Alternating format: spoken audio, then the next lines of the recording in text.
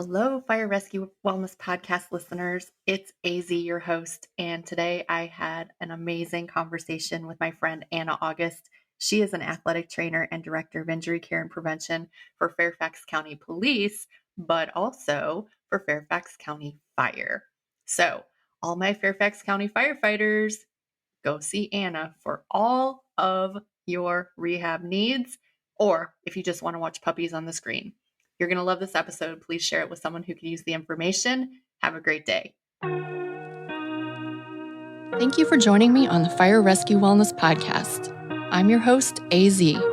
I find the research and resources and then provide the fire service with the so what, now what, to ensure the health and well-being of every member of our profession. Together, let's thrive.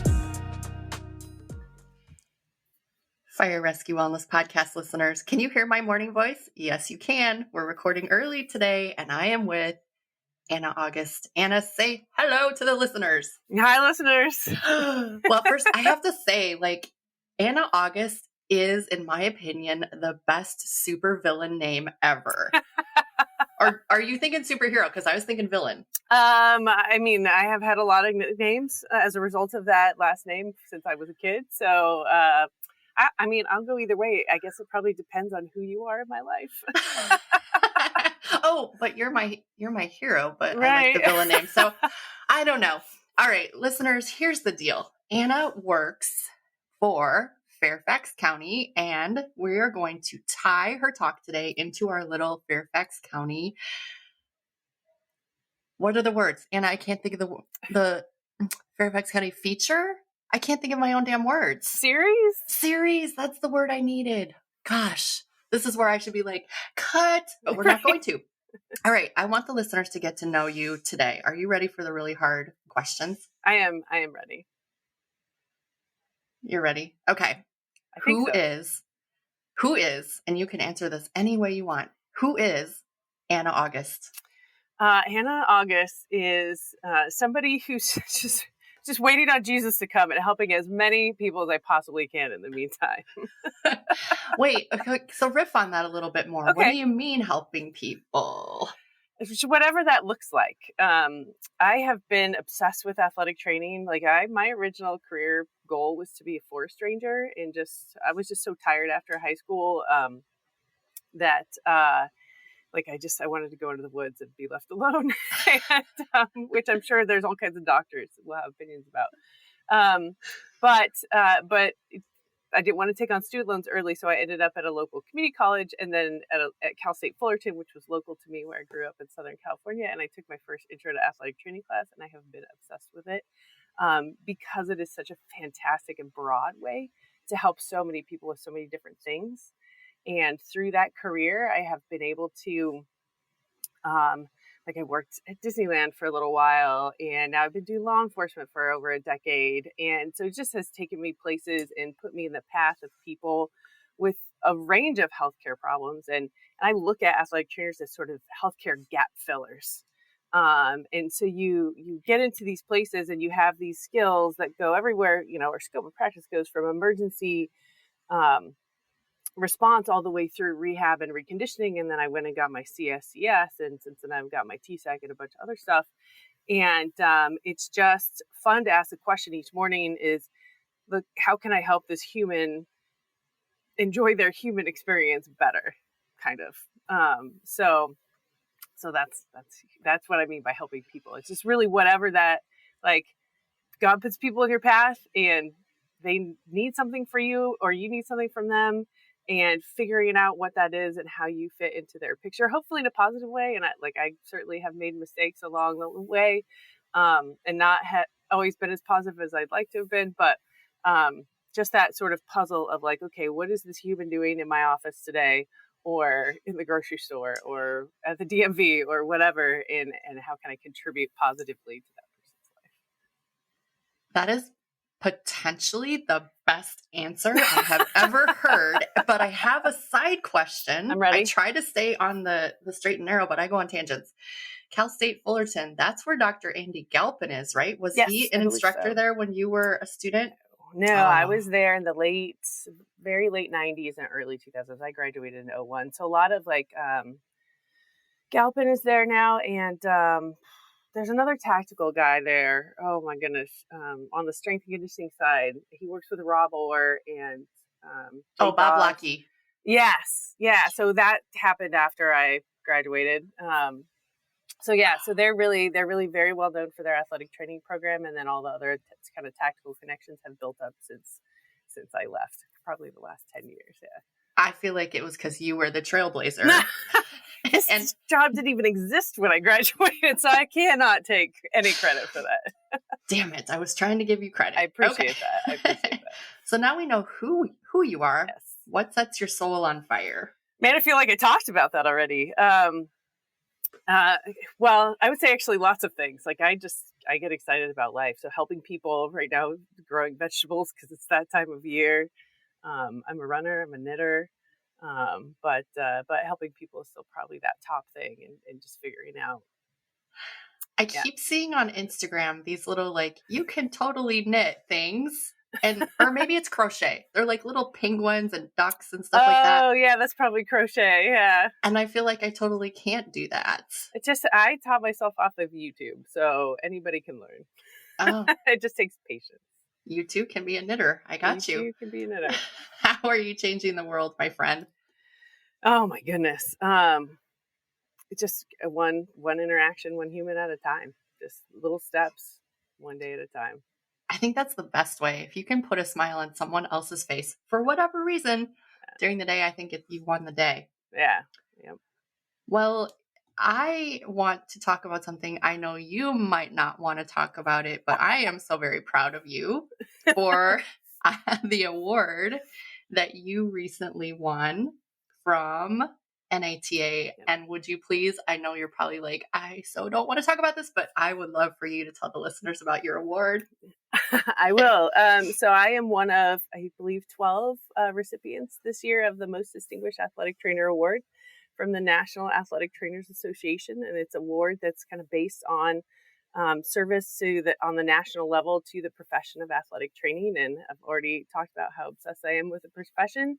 And partially, my service has been in governmental affairs to help more tactical populations have access to athletic trainers. So for me, that volunteer service and everything has tied in. And so they look at sort of your body of work for the profession, but also outside. So all these presentations with Becky and Tracy to the International Associations of Chiefs of Police and TSAC and different things we've written and gotten just the name of athletic training out into the tactical space to be able to say, look, here's something that you can consider for your wellness program that might be an important piece for your recruits and for your incumbent officers.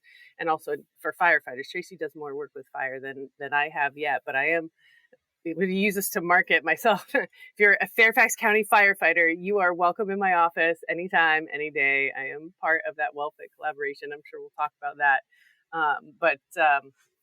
But yeah, so it's a big deal. They'll give it to me in June. The county was super nice and put up a post everywhere about it. And you cannot keep that secret. I cannot keep it secret. And I'm just incredibly humbled by it. It is crazy. Like we were talking about before, to look back on, have enough of a career to look back on, I guess is what's crazy about it. That is true. You've been in your career long enough to look back on your career. That's an amazing perspective. Well, and since you mentioned Tracy and Becky, I did have on my list of questions what I wanted to talk to you about, because you guys did, was it 2 years ago? I think it was just the most freaking incredible 2-part at Tactical Annual about trauma-informed care. And I have a feeling some of my listeners might not even know what the heck that means. I want you to just fill up all the space. Tell us about trauma-informed care. Awesome. So trauma-informed care, and that presentation was specifically about in the context of weightlifting and strength and conditioning, essentially tells either the person who's lifting or the person that is helping that person lift, so that whatever the fitness professional is, to look for signs of where that person's nervous system might be at due to either, in my world, it's because of things that happen in their careers, but sometimes it's stuff that's going on at home. So it's really just the idea that there's more going on in the human being in front of you than you might realize. and that the interaction between that person's nervous system and their physical body is going to affect the ability of that training to make the positive changes that you're trying to make. And so as practitioners, we need to be aware that that exists, especially in the tactical space. And sometimes I think back to my years as a college athletic trainer, or even with the performers at Disneyland, and I think, oh man, what did I miss when I just didn't know yet? In the whole world of healthcare wasn't looking at it. It's become a much more popular topic, which I'm really excited for. Because Tracy, Becky, and I took a trauma-informed weightlifting class together. Unfortunately, it was during the pandemic, so it had to be virtual. But it just kind of blew my mind to. And I was already, so you had Anna Hartman on your podcast. So I've done her 6-month or 4-month or whatever it is, movement rev mentorship. And that's, for me, that's where this all started. Was my patients were clearly like not connecting with their bodies. Progress was slow with some of them, especially the chronic ones and like my saltier older MPOs. And I'm like, this is not for lack of trying. They're getting frustrated and I'm getting frustrated. And so I'm looking at the nervous system and trauma-informed practice and everything that Anna Hartman does, bringing her holistic perspective to it. And it has just changed the outcomes in my clinic.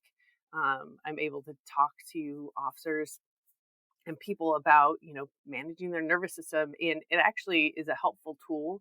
I'm not as versed on this on the fire side, but I know on the police side, they're often hesitant to go get mental health help because of various stigmas or time or whatever. But now that I can explain to them, look, you're not crazy, but because you're so stressed out or you've got some post-traumatic stress going on, you're not getting stronger as fast as you want to. The pain is being perpetuated or is possibly being perpetuated or supplemented by this trauma you're holding on to in your body. And so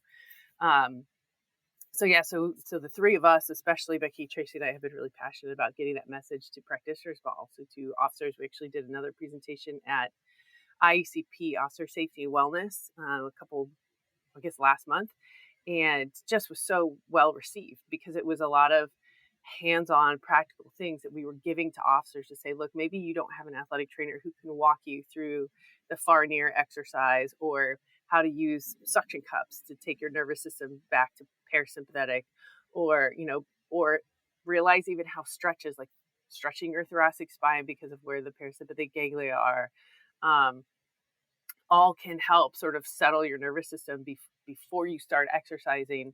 And you need to pay attention to what you're doing for exercise. Like if you're hyper aroused all the time and that's your comfort zone, well, your body can only rev at that many RPMs like for so long. You need to learn to take it back down and get comfortable with that, which is crazy for like a super civilian like me to even imagine, like not being able to go home and relax and feel good about it. But that relaxation creates like fear or anxiety or just tension. And so being able to, that's such a gift to be able to give somebody, to even just the thought of it, even if my solutions aren't the ones that get them to that place, they can start to ask those questions of other people. And so at least I've been able to plant the seed, like, look, this is all connected. Like it's not just your knee, it's not just your shoulder, it's not just your back, it is all connected. So sorry, really long answer. No, I could listen to this all day because I'm a little bit late to this party. I mean, I knew maybe 5-6 years ago, maybe I had an inkling that trauma was impacting how I felt. I had an inkling that there were people in the world that I felt really good with. And there's people in the world that just kind of like magnetically opposed me. Mm-hmm. And I hadn't put the pieces together yet that it was the nervous system. And then taking Anna Hartman's class was just like the light bulb went on.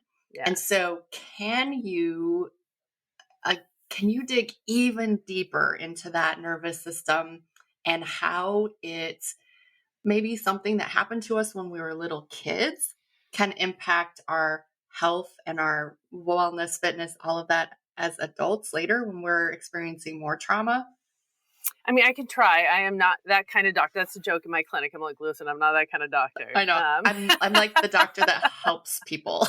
Right. I'm not a therapist. Right. And I've done therapy myself for that same reason. And some of this, came from my own personal journey, which I, realize every morning going into the clinic, man, it doesn't matter what hard thing is happening in my life. I need to make sure my nervous system is settled before I touch Yes. anybody or talk to anybody.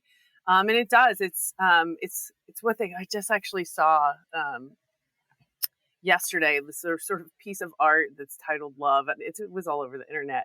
It's basically two people sitting back to back, and like these glowing inner children are inside their bodies, Oh, kind of cool. touching each other, which is really cool. But it embodies a lot. Like we learn to function. Um, we learn to use our nervous systems and interact with our nervous systems when we're kids, when we don't even know what we're doing yet. So how your family operates, how the experiences that you have and how you're guided through those. If you have, I had great parents. I love my parents, but they were very much like, you got to figure it out. You got to suck it up and you got to figure it out.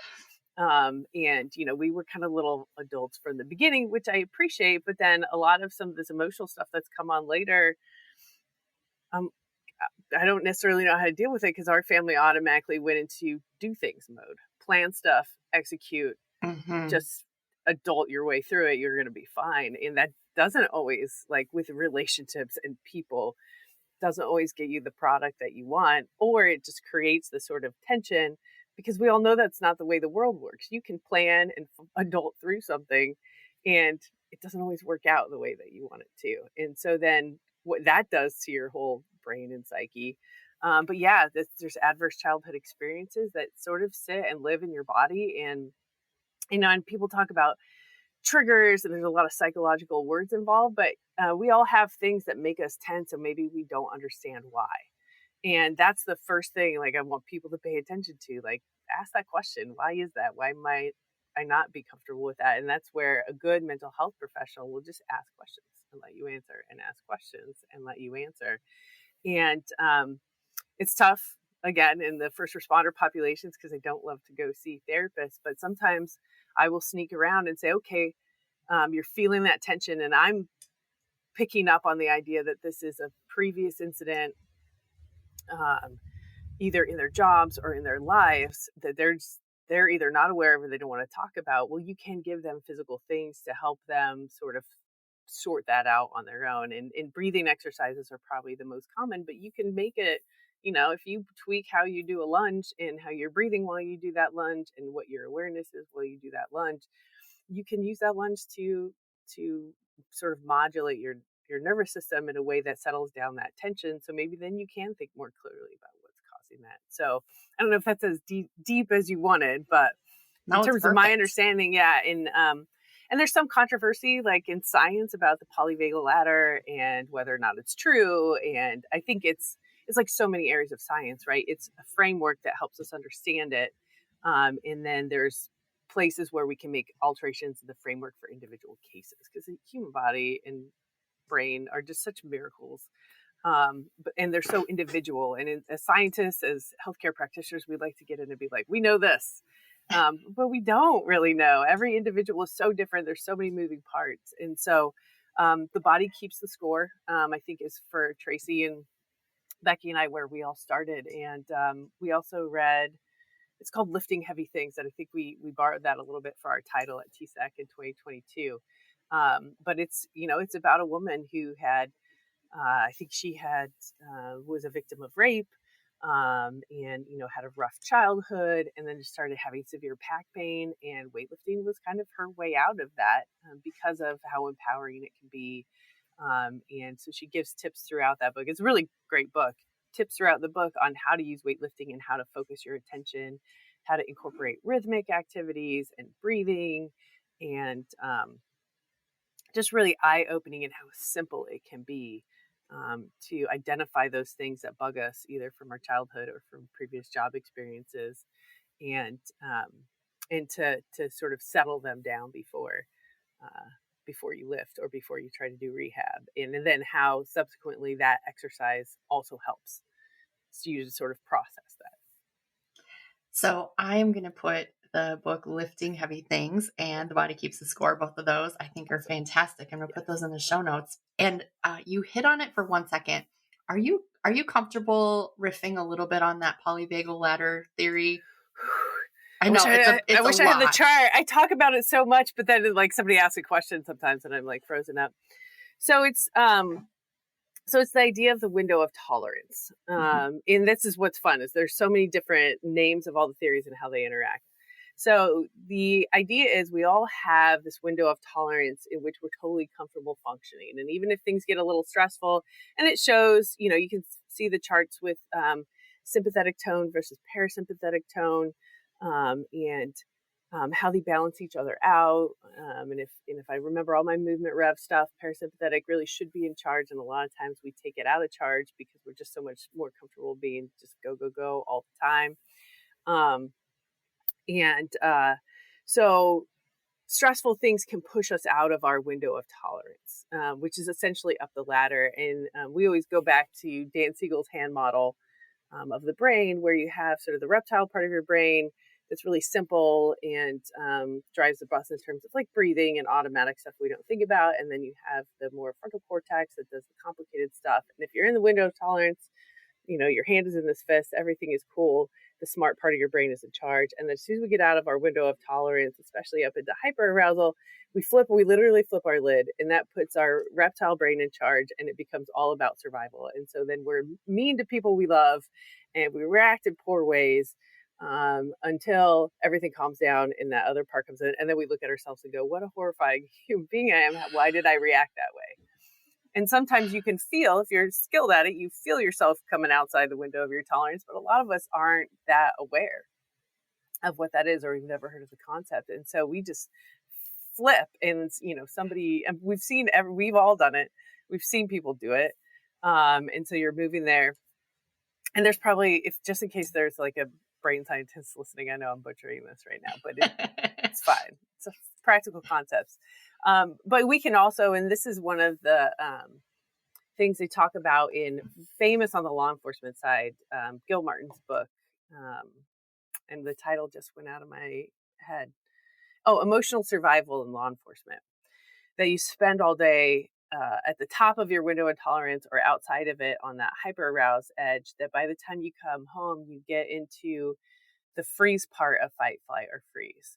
And so you may feel or act like you're hypo aroused, but it's not because your parasympathetic nervous system is in charge. It's because you just have been so stressed out that you can't care about your kids, you can't care about your life. You just, want to have a beer to make the stress go away, and kind of ignore the rest of your life going on. And that's a horrifying simplification, but that is a great book. I also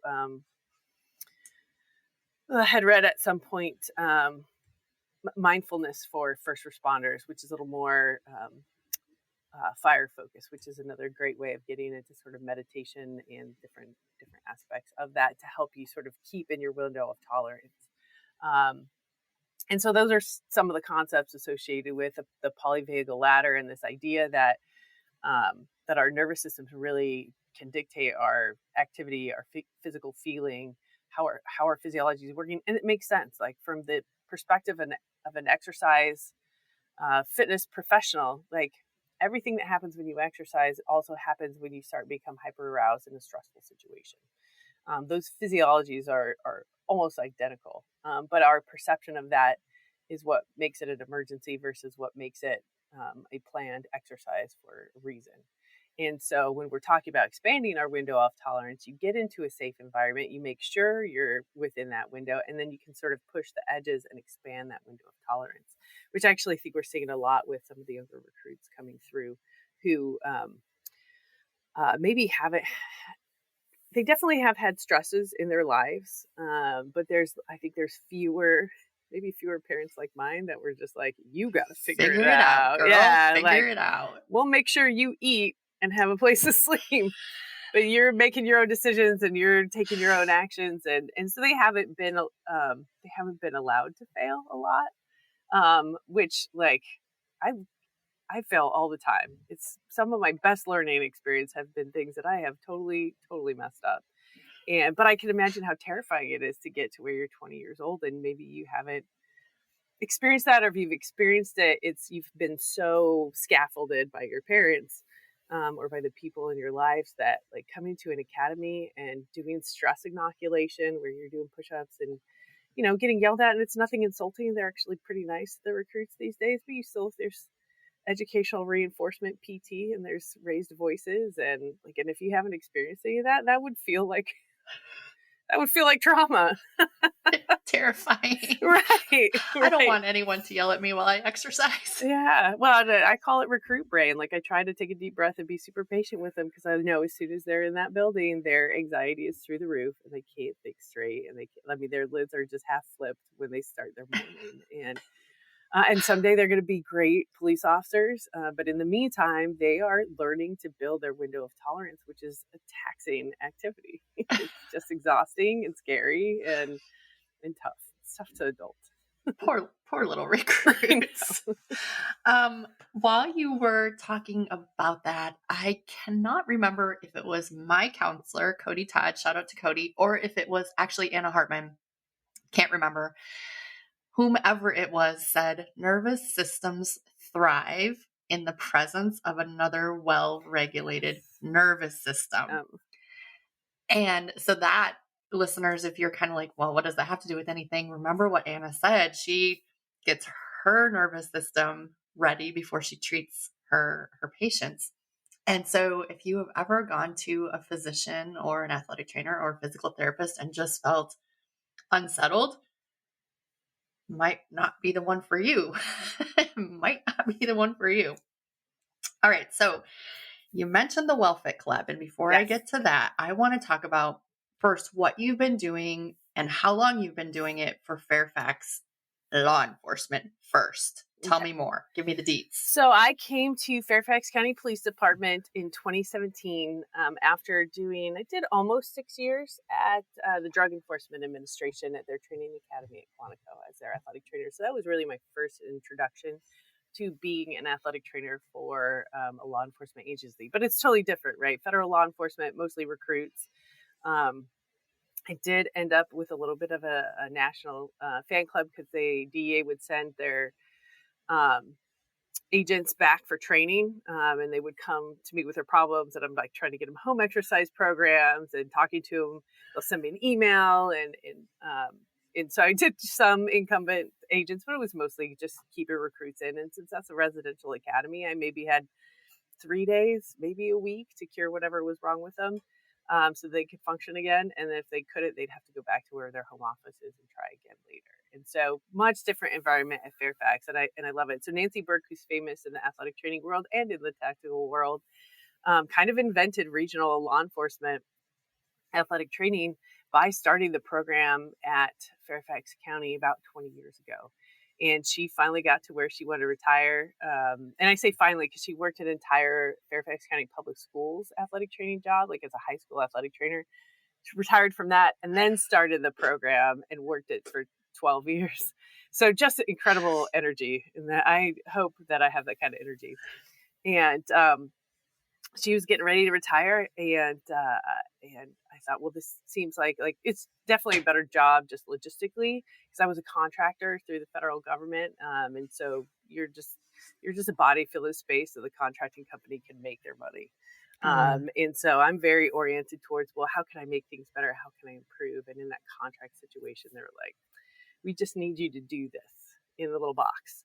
Stay in the box, Anna. Stay in the box. And I'm so I just want to help everybody. And so I'm not good at that. And so I applied along with 60 of my best friends and colleagues. I think Nancy said 60 people applied, and they picked me. And every day I feel incredibly blessed by that. And but it was a whole different world from the Drug Enforcement Administration. And I appreciate that time so much. I love the agents. Because of the way the buildings work, like I had to directly observe control tactics and firearms, day in and day out. And I was on site for all of that. And so I have a better understanding of those mechanics and training and some of the training issues. And so it was a great sort of education moving into the training academy at Fairfax County, and coming in and doing that. So I've been there for almost 7 years now. And hopefully have improved the program. I mean, it was such a great program to begin with. It's hard to say that. Like, I don't want anybody to hear this and think that I think I'm better than Nancy. She was amazing. The way she structured it really is genius, in terms of, how I work with workers' comp and our third party administrator and all the ways that we fill gaps. But I have a little bit more of a rehabilitation um, background and mindset, because of the work I did at the DEA, because of the work I did with Disney, and so I still have that emergency acute response. But we run part of it like it's a rehab clinic that you could just kind of make an appointment and come in, and we'll do post op, we'll do pre op, we'll do work related, non work related. It's busy. And I love it. I love every minute of it. For a while, I was running the satellite clinic out of one of the stations. We recently had some shift changes that made that less practical than staying in the clinic. So I'm at the academy 5 days a week now, except for my admin day, and just filling in those healthcare gaps, right? So with recruits, it's very much like having a sport that just does running and wrestling. Oh my God. So I'm on site for recruits, and they have all the problems. Like this week we've done, let's say this class, it's a ringworm, random abdominal pains. Gross. It's all the things you would expect from like high school and college sports, all the random general medical stuff, ear infections. I don't feel good today. Can you help me figure out why? And half the time it's the anxiety of their life overwhelms them, and then the anxiety of the academy piles on. And then the incumbent officers, because I can see work and non-work related, they can either make an appointment or walk in. And so those are going to be mostly musculoskeletal, orthopedic type rehabs, but sometimes they bring in crazy stuff. Shocking. Right. Well, I've been there long enough now that there's such an incredible level of trust, and they're so fun to work with. But sometimes I have to remind them, like, I'm not a doctor. This needs to go to a real doctor, and I appreciate your trust in me, and I'm going to walk through this with you every step of the way. But no, I cannot perform that surgery, and that's an exaggeration, but they are so trusting. They would let me do anything for them. And sometimes I'm like this type of rehab, because you've had the PRP shot or because this procedure is what happened, you need to go start with a physical therapist. And we have Nate Pierce, so if we can get him to Nate, we'll send him to Nate. Otherwise, there's great PTs in the area. But it's funny, sometimes at this sweet talk, I'm like, look, I can't fill that gap, but I know somebody who can. So I guess day in the life. So I switched my schedule around. So we have 2 shifts right now, 6 to 6:30 on either side of the day or night. I work Monday, Wednesday, Friday, 6 to 2. Tuesday, Thursdays, 10 to 6, because that gives some midnight people would rather go in on their way to work, and some midnight people would rather come off shift at the 6 a.m. spot. So I'm a morning person, so that's not a big deal. I had to open my clinic at the DEA at 5:30 in the morning every morning. So 6 o'clock feels like a gift. And it's just, I know what appointments I have. And so I plan out those rehabilitation plans. We call them the EVIL plans. And then it's just open door, and people can wander in whenever with whatever pain and injury they've had. And I have meetings, so I'm involved administratively with medical restricted duty, just kind of helping those guys keep on track and advocating for various patients, because there's such a miscommunication so often between people in like human resources and like the civilian side, and even sometimes the command side of, this seems like this is taking longer than it should to heal. Is this person slacking off? And I'm just a choice. They don't have to bring their work related stuff to me. I'm considered a panel provider for work related injuries. So we like when they come to me, but they don't have to. But just sometimes there's just as a need for that communication, for me to be able to say, no, I'm rehabbing with this person. Look, maybe their attitude hasn't been great, but in my office, they work as hard as they can, and they regularly express that they are trying as hard as they can to get back to work. And so in those meeting spaces, it's really important for the officers to have that voice, to be able to say, like, no, like, I understand what you're saying. I've had some hard conversations with that person myself, but here's what is actually happening when they come to my office and they're making progress, or even just explaining the nature of the surgery or the nature of the injury. That's become more common now that more doctors are trying to let people rehab like a partial ACL versus immediately going into surgery, because you're going to do that rehab for probably 4 to 6 months, and then maybe decide that's not good enough and opt for the surgery, in which case then we've got another 6 to 8 months, and there are rules about how long you can be on light duty before they try to medically retire you. And so looking at those policies and being able to say, look, this person has been trying their best to get back, but they should still have the right to make those choices in terms of surgical or not surgical. And so, like, I get what the county rules are, but when you consider whether or not they're worthy of a waiver, let's take all these kids. And that's not something that, an HR professional or a member of the command staff might be aware of it, unless they have like a really great nerdy obsession with sports medicine. The best people in the world have a great nerdy obsession with sports medicine, I yes, think. I think so. I'm biased in that way, but yeah. So yeah, and the clinic is a little bit weird because it's how meaningful it is to the officer depends on what I do. Sometimes they just come in for a Band-Aid, or they're bleeding, or they need an initial eval and I got to send them to a doctor, and then they get all their care on the outside.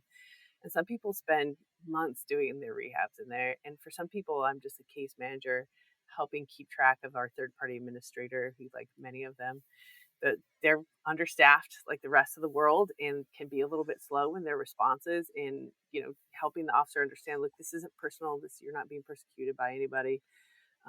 They just sometimes have a not great day at their job, just like we all do. And so being able to mediate and those types of things, just references, resources, pelvic health doctors, like weird specialties that people, not that pelvic health is a weird specialty, but it's a hard to find one.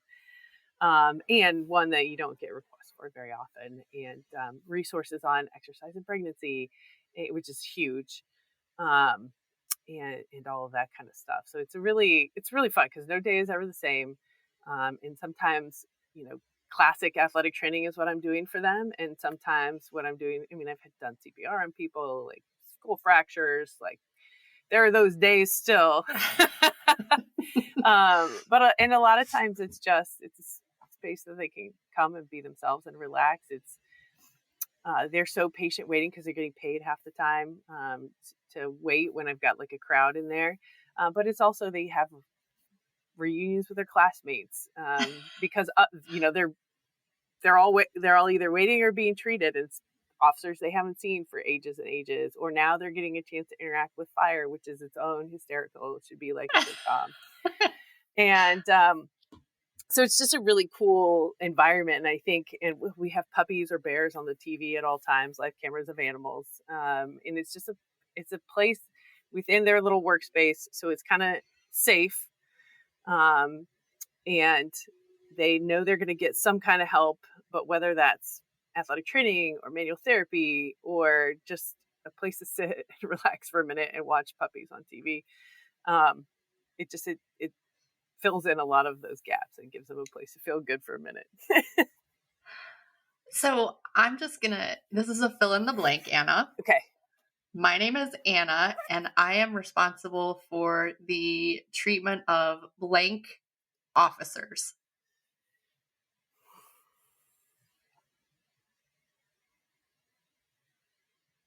I think we're like at 1,300 right now. Holy cannoli. Okay. So, and you are the only athletic trainer. And that's just law enforcement. Right. This is where I'm going. You're the only athletic trainer. Yes. And now we are collaborating with fire too, which is amazing. Yes. And I feel terrifying. And you need 16 more sets of hands. Yes. So tell me about the collaboration with fire, because I think it's so fantastic. Yeah. I'm very excited about it. And I think in the beginning it was, there were some things going on in my personal life. So my bandwidth was a little bit stretched. And the clinic is so busy, at all times. And the pandemic, I think, has, increased that, because there's it's a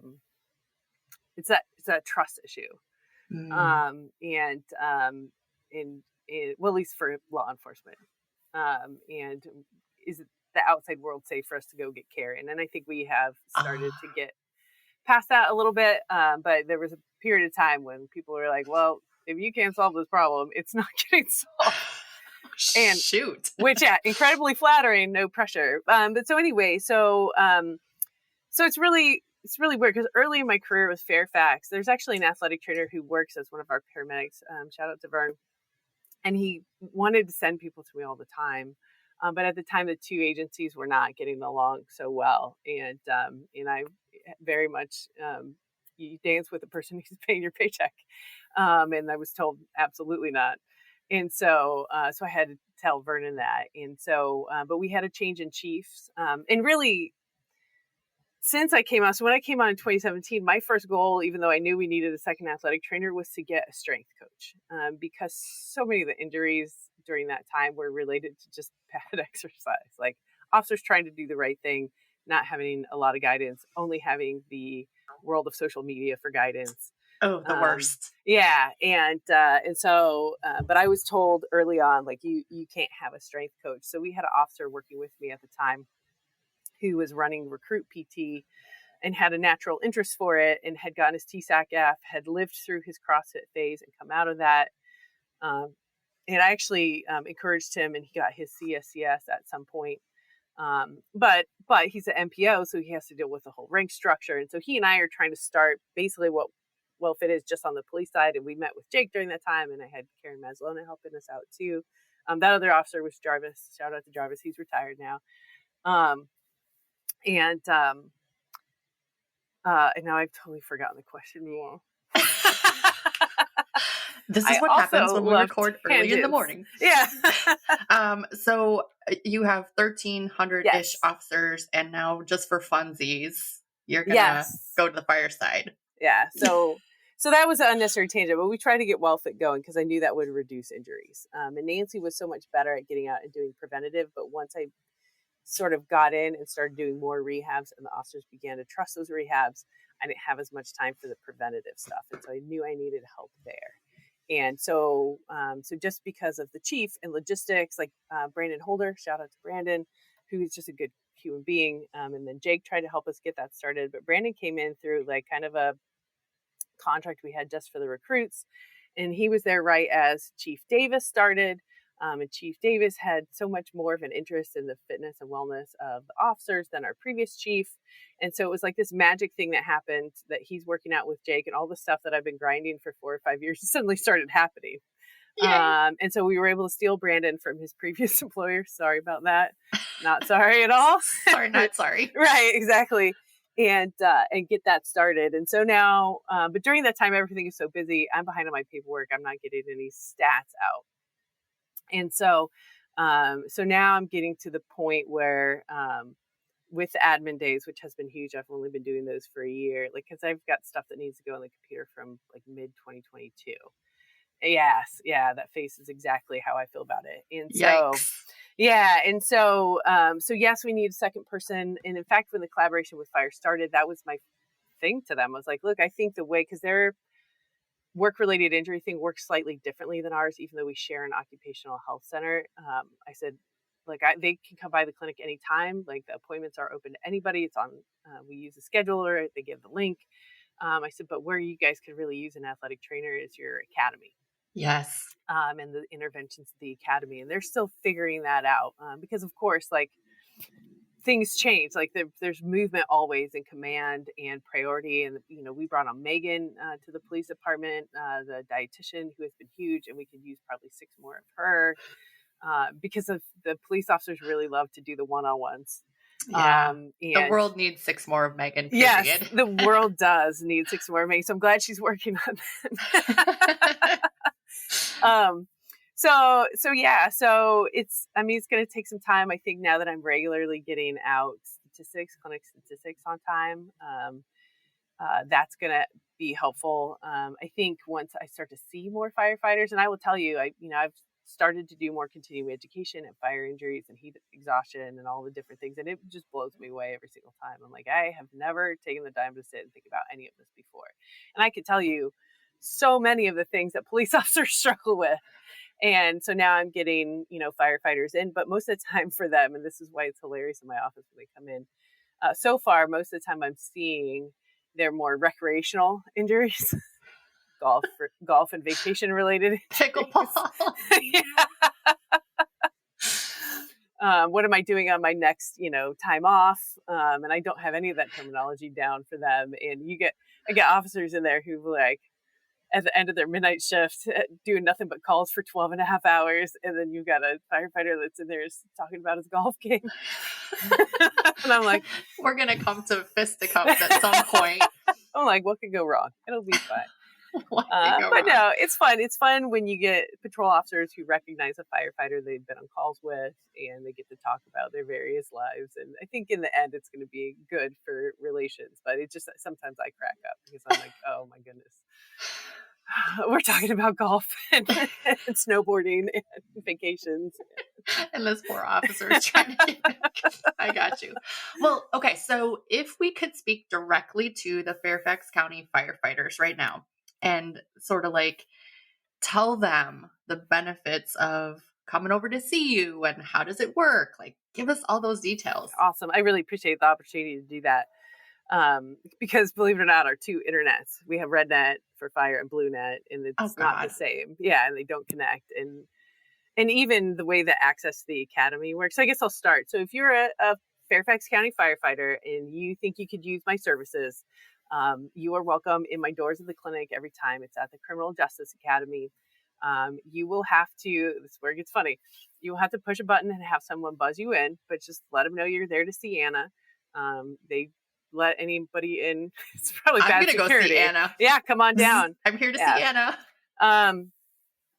They'll let anybody in. And then my cell phone number is everywhere, but if you don't have it, you can shoot me an email, which is probably still anna.zadori, or at least it will be for the time being until Human Resources catches up. But we'll put it in the show notes. Yeah, send me an email. I'll get you my cell phone number. But you can also just push the button at the door and somebody will buzz you in, or you shoot me a text message and I'll come out to the lobby and get you. Because unfortunately, we haven't worked out that CAT card type access thing into the Criminal Justice Academy. And then you just walk into my office and with whatever health related question you have. And so I'm around for work related and non-work related injuries, or it doesn't even have to be injury. It could be pain. And so if your doctor hands you a script for PT, look, I'm not a physical therapist. I'm an athletic trainer. There are some overlaps between those scopes of practice. I will be very clear about what I can and cannot do. If it's something that's outside of my scope, I'm going to refer you either to a real doctor or to Nate Pierce, our physical therapist through occupational health. But we will do some healthcare problem solving and answer some of those questions. It's totally free of charge. There's no co-pays. There's no tip jar. There's no anything. And I can perform a lot of manual therapy. I just got certified in cupping last year, which has been huge for my sciatic. Fun. Yeah, for my sciatic people and my nerve people, and it's just a different way of approaching massage, essentially. And then exercise to make things better. And so my current and maybe my first long-term firefighter. So I've seen several firefighters. One, all golf related injuries. Another was pre-retirement. Just wanted to know how to feel good in retirement. And so we talked about various things she could do. We had a good hour-long conversation. I sent her some home exercises and stretches and some trusted websites. Right now I'm helping somebody who, kind of did an incomplete rehab after meniscus surgery. And so he's coming in twice a week and doing great. And so I set up his exercise programs and do some manual therapy with him. And it really can look like whatever you need. Based on the problem you're having. And so if it's something I can't solve, humility is so huge. I gave a talk last year at University of Nebraska, and half of it was just about like, when you come into these spaces with the first responders, you don't understand what they're going through. Like, as eager as they are to consider me a peer because I've been around long enough and they consider me part of the family, I'm not at all tactical or brave or any of the things you need to be a first responder. And so I approach it with a humility. It's a partnership between me and the firefighter, or me and the police officer. I'm going to ask you as many questions as you're probably going to ask me. And it's just going to be a healthcare partnership between the two of us. They're all adults coming in. And so I can't do my job without their open participation in the process, basically. So come on in. We're going to do the best we can to just get you what you need and spread a little love while you're there. And you can watch puppies and bears with us if you want. So for all your healthcare questions, and if you want to watch puppies, right, go buzz the doorbell. Right. I mean, I'm not kidding. Sometimes, especially with a chronic back pain, really any kind of chronic pain and midnight shifts, what they need is a nap. I agree. Right? And as much as I try not to be like too focused on passive modalities, because it's not going to cure anything, I will put heat and stim on somebody if I think they need a nap, and I will let them heat and stim for as long as they want, and they can watch the puppies and fall asleep and just have that 30 minutes of not being out on the street. Right. And not being on. Right. Exactly. And so I joke a lot about it, but I tell officers all the time, look, seriously, if this all you need is a nap, like we'll make sure that happens for you. Make sure that happens. I love that. Well, speaking of puppies, I don't know if I asked you this prior. Do you have a dog? Not currently. My puppy died in 2018 in just life circumstances. Like, I'm super serious about being a dog mom. Yeah. And so I had a Whippet who I really loved, and I want to get another Whippet. They're so cute. They're so cute, and they're so lazy. They are? Oh my goodness, yes. Once they get past their terrible twos, they are so lazy. They just want to sleep in a spot in the sun all day. So they're just like my spirit animal. Me too. Yeah. And they're not, and I grew up with labs. So I really love labs, and I love that's what we watch on TV is lab puppies. Shout out to the Warrior Canine Connection. They're not my puppies. People ask all the time, are those your puppies? And I'm like, I'm not insane. It's a nonprofit. They just have a live camera of their puppies all the time. And, that's crazy. But labs like need you all the time. Mm-hmm. And I have a job where people, I feel like, need me all the time. Maybe sometimes they think more than I think, but the Whippets are a little more like kind of have their own agenda. And mine was like a super diva, and so she was just like, I was just there to serve. Pay the rent, Anna. Right. Buy me the food. Right. Give me the scratches, but only if I want them. Right. Open the window. Sit down for cuddle time. It's fine. They're very cuddly, the Whippets. You can actually Google Whippet pile, and you'll just find them all piled on top of each other or piled on people. And so I'm hoping once my life settles down a little bit that I will be able to have another Whippet to cuddle with. And they're great I'm a runner, and so they are great running dogs, even though like I'm slow. So my Whippet used to just look bored trotting along next to me. But if you sprint them around for like, I don't know, 5-10 minutes, a lot of times that's enough. And the rest of the day, they're like, it's nap time. Anyone that runs with me looks bored. That's just, well, I want to be respectful of your time, but I want to find out, are there any parting thoughts, words of wisdom, anything you want to leave everyone with, or do we just want to drop the mic and say, we done? Oh man. I mean, particularly to the first responders, is that it's worth it to take care of yourself. That's it. Because so many times it's my main job, even though I have all this knowledge in physiology and biomechanics and rehab and manual therapy and all these skills, but the hardest barrier is them feeling like it's worth it to take care of themselves. Yes. Versus continuing to focus on their families, the people they're helping in the community, the other officers that they're helping now. And I think that's all super, super admirable. And they've heard the sort of, you can't pour from an empty cup sort of thing, but that's easier for all of us to hear than it is to do. And so for all the first responders listening, it is worth it for you to take care of yourself sooner versus later, whatever that looks like. Oh my God. So good. And we can totally drop the mic. So this has been AZ and superhero / supervillain, whichever you choose, Anna August. And we are officially